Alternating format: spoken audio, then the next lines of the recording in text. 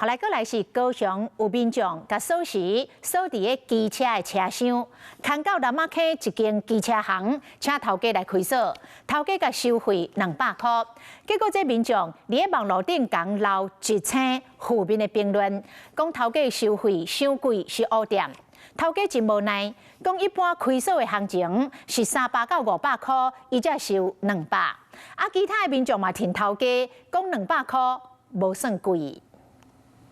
机车行业者甲人客斗拍开奥多麦去自破，因为人客无细理甲锁匙放伫咧车厢内底，叫开锁来斗相共。毋过尾对方说嫌贵，伫咧网络顶互店家留下一粒星的评论，牵到机车行拍开机自破，需要200，我真正毋捌行情。污点方便就好了，200块而已，又不是2000块真的太多。到家里去开门都要500块或是多少了，帮你服务，而且开锁这个本来就是需要一个费用，他可以自己来啊，对，他也可以自己把它撬开之类的。民众到高雄南厝这间机车行请店家开锁，大概开5分钟，嫌200块开锁费用太贵。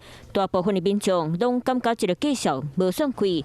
业者讲当时佮教对方安怎开锁，说想会到真心换绝情。基本上都是收大概300到500左右。我当然可以帮你放回去，车厢关住，不会有任何的费用。可是他当下是完全没有反应。去到其他机车行问，业者讲这个行情价数是合理的。因为钱应该是袂有超出范围啊。